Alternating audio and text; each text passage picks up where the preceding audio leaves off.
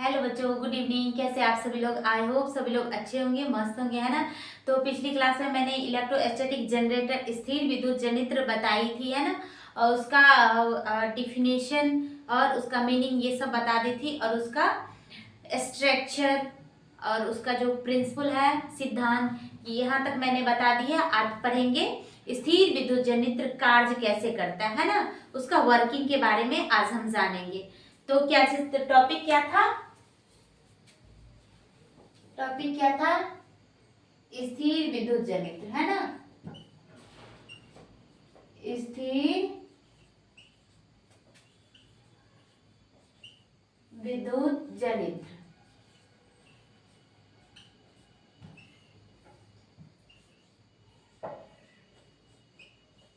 Electrostatic generator.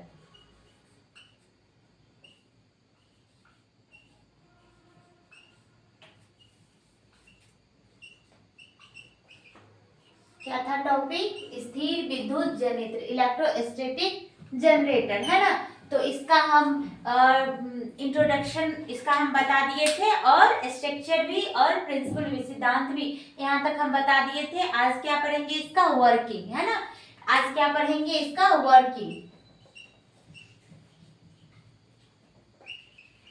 Working क्रियाविधि, है ना। ये जो है स्थिर विद्युत जनित इलेक्ट्रोस्टैटिक जनरेटर, ये कैसे कार्य करता है ना।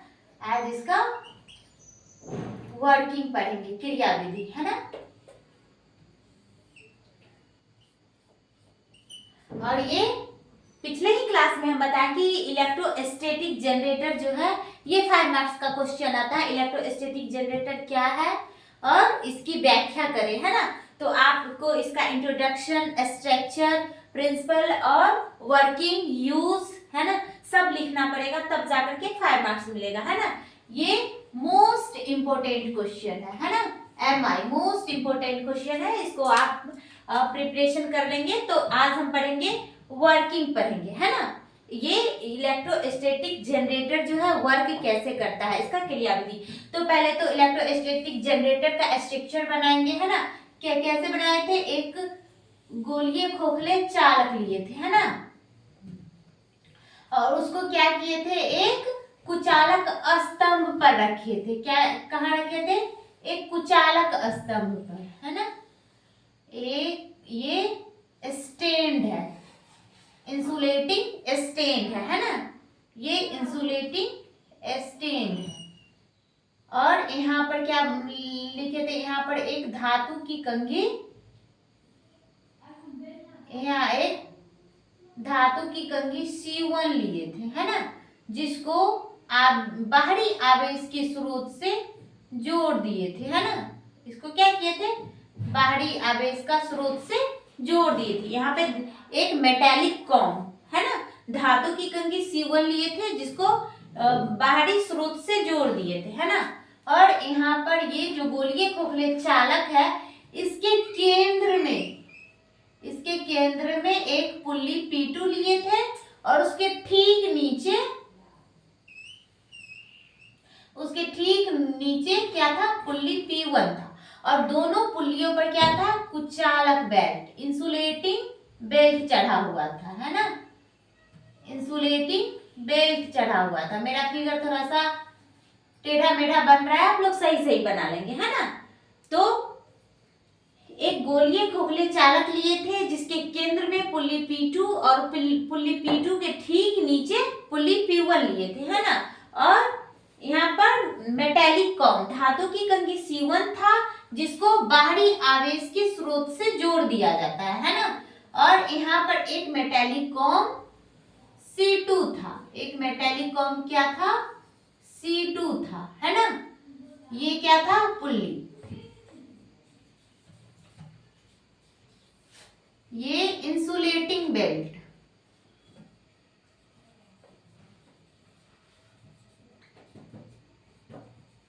इंसुलेटिंग बेल्ट, और ये क्या है? Insulating stand.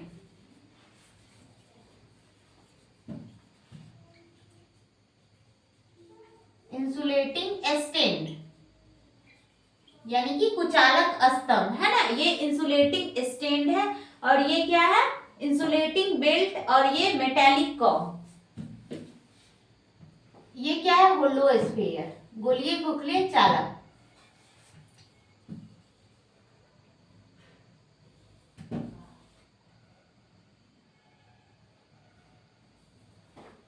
होलो स्फीयर, और ये क्या है, मेटेलिक कॉम।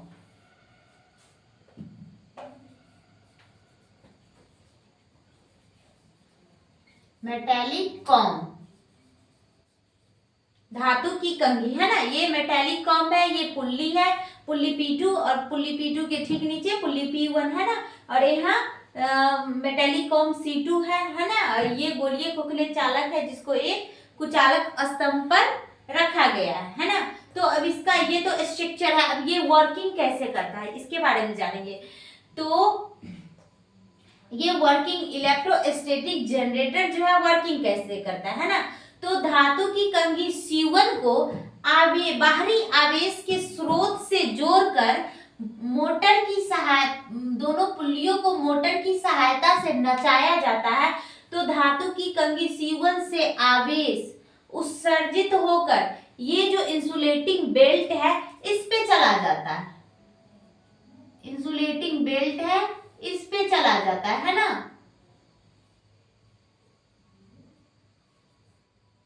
इंसुलेटिंग, ये धातु की कंघी C1 को बाहरी आवेश के स्रोत से जोड़ दिया जाता है और दोनों पुल्लियों को मोटर की सहायता से नचाया जाता है।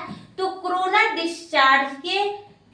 डिस्चार्ज के सिद्धांत के कारण क्या होता है, धातु की कंघी C1 से आवेश उत्सर्जित होकर ये इंसुलेटिंग बेल्ट पे चला जाता है, कुचालक बेल्ट पे चला जाता है, और इस बेल्ट से होते हुए आवेश धातु की कंघी C2 के पास पहुंच जाती है ना। धातु की कंघी C2 के पास पहुंच जाती है, जहां C2 इसे एब्जॉर्ब कर लेती है ना। जहां C2 जो है, ये जो चार्ज जो है, इससे जो उत्सर्जित हुआ और ये बेल्ट पे जो गया, तो ये बेल्ट से होते हुए चार्ज कहाँ पहुंच जाता है, मेटेलिक कॉम C2 के पास, धातु की कंघी C2 के पास है ना। तो C2 इसे क्या करती है, एब्जॉर्ब कर लेती है ना। जहां C2 इसे एब्जॉर्ब करके और गोलीय खोखले चालक की सतह पर फैला देता है, गोलीय खोखले चालक के सतह पर फैला देता है ना। धातु की कंघी जो है C2 इसे एब्जॉर्ब करके और ये गोलीय खोखले चालक की सतह पर फैला देता है ना। और यह जो है आवेश एक त्वरित आवेश होता है ना, त्वरित आवेश होता है इस, तथा यह उच्च विभव उत्पन्न करता है। तो ये क्या हो गया, इसका वर्किंग हो गया है ना। तो वर्किंग भी ये फिगर से ही समझेंगे, लिखने के लिए तो पूरा बोर्ड लिखा जाएगा, लेकिन उसको समझना कैसे, फिगर से अगर आप समझ गए हैं तो आप खुद लिख लीजिएगा है ना। तो फिगर से हम क्या समझेंगे, जब धातु की कंघी C1 को बाहरी आवेश के स्रोत से जोड़ दिया जाता है तो C1 से आवेश जब धातु की कंघी C1 को बाहरी आवेश के स्रोत से जोड़कर दोनों पुल्लियों को मोटर की सहायता से नचाया जाता है, तो कोरोना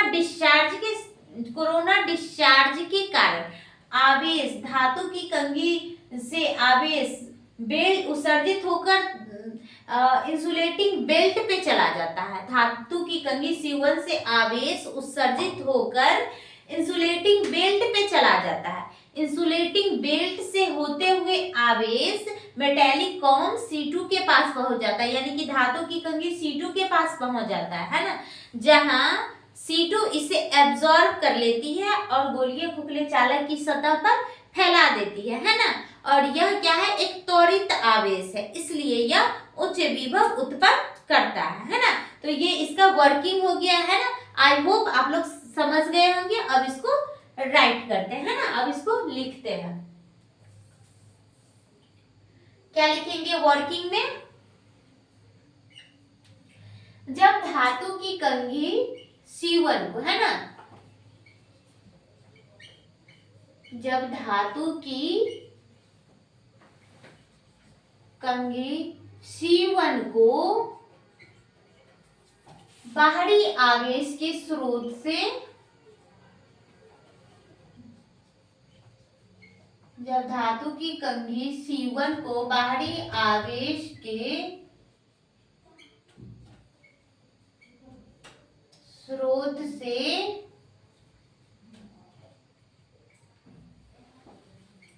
जोड़ दिया जाता है,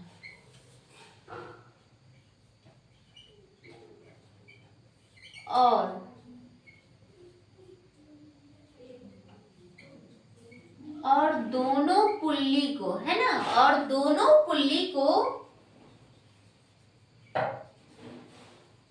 दोनों पुल्ली को मोटर की सहायता से, दोनों पुल्ली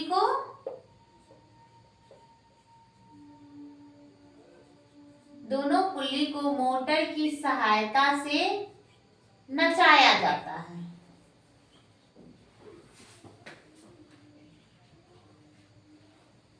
नचाया जाता है ना। जब धातु की कंघी C1 को बाहरी आवेश के स्रोत से जोड़कर दोनों पुल्लियों को मोटर की सहायता से नचाया जाता है तो कोरोना डिस्चार्ज,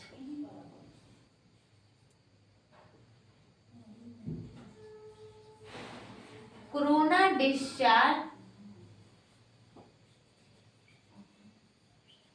कोरोना डिस्चार्ज के कारण,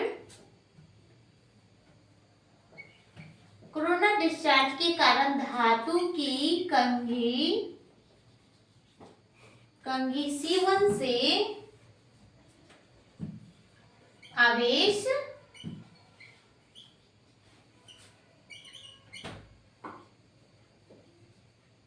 उत्सर्जित होकर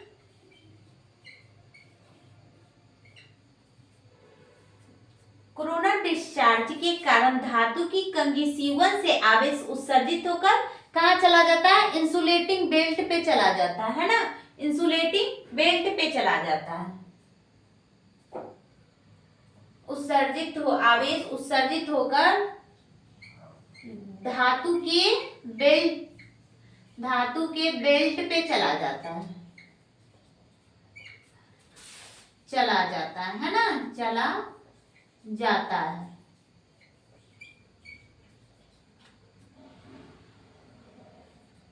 बेल्ट से होते हुए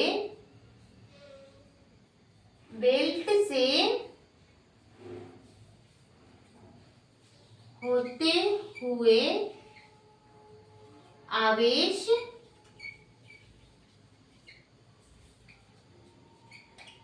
धातु की कंघी C2 के पास पहुंच जाता है, C2 के पास पहुंच जाता है ना। बेल्ट से होते हुए आवेश धातु की कंघी C2 के पास पहुंच जाता है, जहां C2 इसे एब्जॉर्ब कर लेती है और गोलीय खोखले चालक की सतह पर फैला देती है। तो क्या लिखेंगे? बेल्ट से होते हुए आवेश धातु की कंघी C2 के पास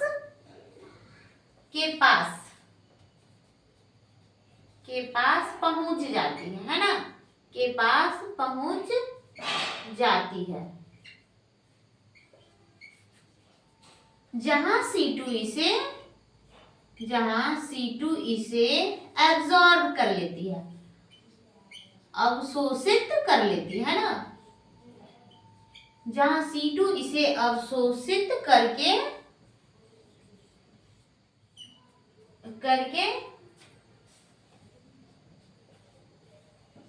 गोलीय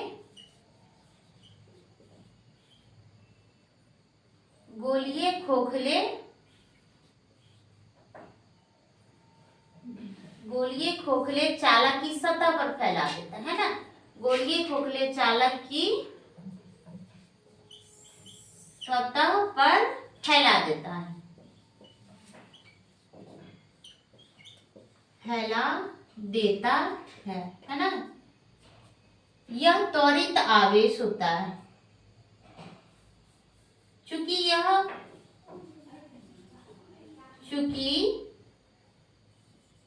यह त्वरित आवेश होता है ना,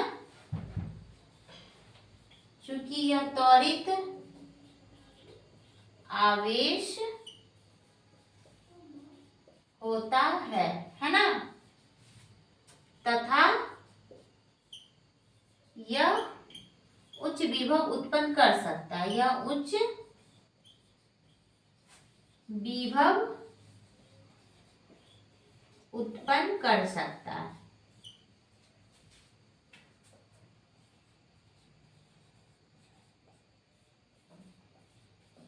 है ना। तो यही इसका वर्किंग हो गया। इलेक्ट्रोस्टैटिक जनरेटर जो है कैसे वर्क करता है, यही वर्क हो गया। कहने को यहाँ से यहाँ तक इतना हुआ, लेकिन इतना हम कैसे लिखेंगे, बस फिगर हम समझ गए तो इसका स्ट्रक्चर, वर्किंग है ना, सारा कुछ हम खुद से लिख सकते हैं ना। तो पहला है कि फिगर समझना।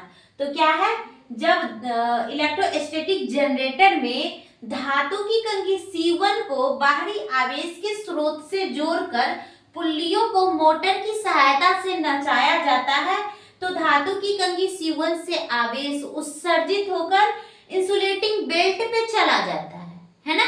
और बेल्ट से होते हुए आवेश धातु की कंघी C2 के पास पहुंच जाती है, जहां C2 इसे एब्जॉर्ब कर लेती है, जहां C2 इसे अवशोषित करके गोलीय खोखले चालक की सतह पर फैला देती है ना। और यह त्वरित आवेश होता है, यह त्वरित आवेश होता है तथा यह उच्च विभव उत्पन्न कर सकता है। इलेक्ट्रोस्टैटिक जनरेटर यही था ना कि यह निम्न विभव से उच्च विभव उत्पन्न करता है ना। तो यह एक त्वरित आवेश होता है और यह उच्च विभव उत्पन्न कर सकता है ना। तो यही इसका वर्किंग हो गया। आई होप आप लोग समझ गए होंगे, है ना। पहले तो फिगर समझना होता है, ये आप खुद से लिख लेंगे, है ना। तो एक बार और चाहते हैं रिपीट कर दे फिगर को ध्यान से देखिए और यह समझिएगा, ये आप खुद लिख लीजिएगा सेंटेंस, है ना। तो क्या हम लिखेंगे, स्थिर विद्युत जनरेटर यानी कि इलेक्ट्रोस्टैटिक जनरेटर में धातु की कंघी मेटालिक कॉम C1 को बाहरी आवेश के स्रोत से जोड़कर पुल्लियों को मोटर की सहायता से नचाया जाता है, तो C1 से आवेश उत्सर्जित होकर इंसुलेटिंग बेल्ट पे चला जाता है और इंसुलेटिंग बेल्ट से होते हुए आवेश मेटालिक कॉम C2 के पास पहुंच जाती है, जहां C2 इसे एब्जॉर्ब करके गोलीय खोखले सतह पर पहुंचा देती है ना। और यह एक क्या है, यह एक त्वरित आवेश होता है, इसलिए यह उच्च विभव उत्पन्न करता है ना। तो यही इसका वर्किंग हो गया, है ना। इलेक्ट्रोस्टैटिक जनरेटर का ये वर्क कैसे करता है ना। तो ये इसका वर्किंग हो गया, क्रियाविधि हो गया। अब इसका यूज हम पढ़ेंगे, है ना। अब ये इसका यूज कहाँ का, इलेक्ट्रोस्टैटिक जनरेटर का यूज हम कहाँ करते हैं, अब उसके बारे में पढ़ेंगे, है ना।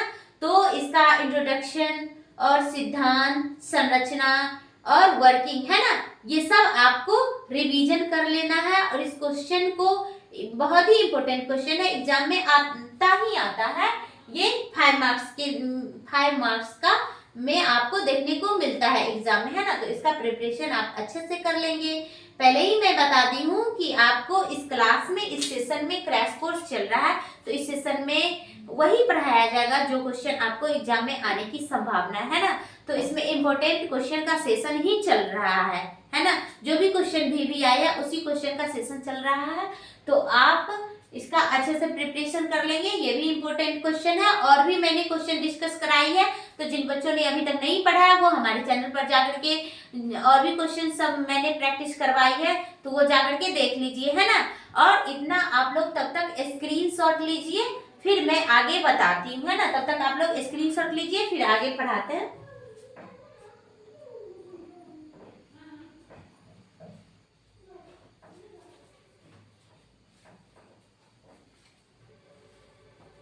क्रिकेट को रोटी बना दी, बंद हो गई।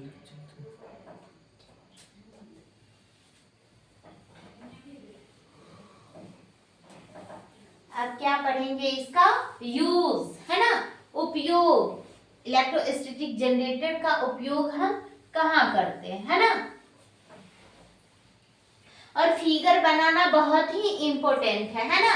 आप फिगर बनाइएगा तभी आपको 5 मार्क्स मिलेगा। फिगर बनाइएगा और इतना एक्सप्लेन कीजिएगा तभी आपको 5 मार्क्स मिलेगा, ऐसे नहीं है ना। इतना पूरा कुछ लिख दीजिएगा बट फिगर नहीं बनाइएगा तो आपको पूरा मार्क्स भी नहीं मिलेगा, है ना। तो फिगर बनाना इम्पोर्टेंट है ना। फिगर ही ना बनाइएगा फिर उसका एक्सप्लेनेशन कीजिएगा, है ना, ऐसे नहीं होता। अब क्या पढ़ेंगे, इलेक्ट्रोस्टैटिक जनरेटर का यूज, उपयोग। अब क्या पढ़ेंगे, उपयोग, है ना, उपयोग, इसका यूज, है ना। तो स्थिर विद्युत जनरेटर का उपयोग निम्न विभव से उच्च विभव उत्पन्न करने में किया जाता है। इसका उपयोग 5 मेगावोल्ट से अधिक वोल्टेज उत्पन्न करने में किया जाता है ना। और यह स्थिर विद्युत जनरेटर का उपयोग आवेशित कणों को गति प्रदान करने में किया जाता है ना। और इसका उपयोग त्वरित करके ऊर्जा उत्पन्न करने में किया जाता है। स्थिर आवेशित कणों को त्वरित करके ऊर्जा उत्पन्न करने में भी किया जाता है ना। तो ये सारे पॉइंट लिखेंगे। पहले क्या लिखेंगे, स्थिर विद्युत जनरेटर का उपयोग निम्न विभव से उच्च विभव उत्पन्न करने में किया जाता है ना। स्थिर विद्युत जनरेटर का उपयोग, स्थिर विद्युत जनरेटर का उपयोग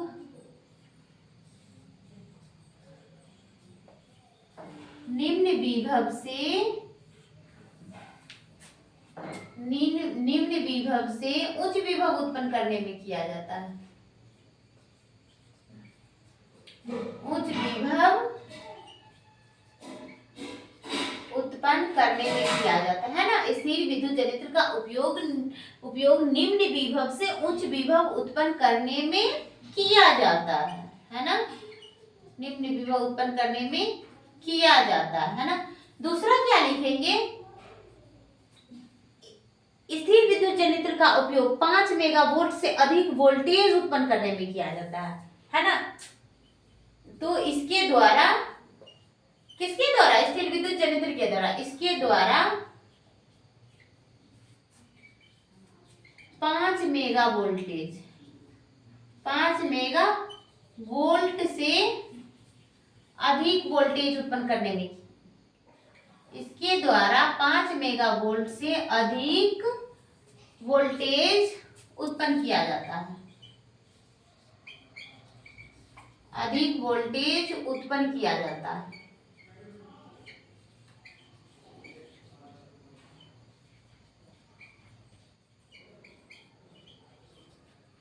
इसके द्वारा 5 मेगा वोल्ट से अधिक वोल्टेज उत्पन्न किया जाता है ना। और तीसरा पॉइंट क्या लिखेंगे, स्थिर विद्युत जनरेटर का उपयोग स्थिर आवेशित कणों को गति प्रदान करने में किया जाता है ना। तो इसका उपयोग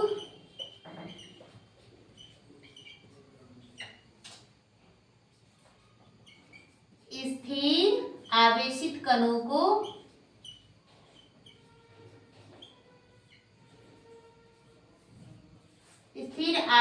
कणों को गति प्रदान करने में किया जाता है।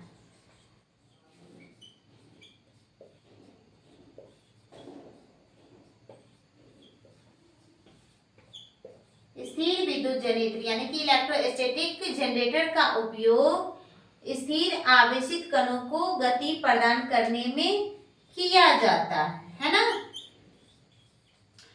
और लास्ट पॉइंट क्या लिखेंगे, स्थिर विद्युत जनरेटर का उपयोग स्थिर आवेशित कणों को त्वरित करके ऊर्जा उत्पन्न करने में किया जाता है ना। तो लास्ट पॉइंट क्या लिखेंगे, स्थिर विद्युत जनरेटर का उपयोग स्थिर विद्युत जनरेटर का उपयोग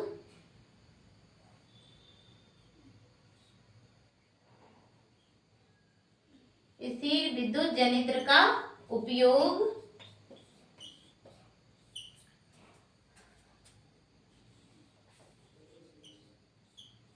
स्थिर आवेशित कणों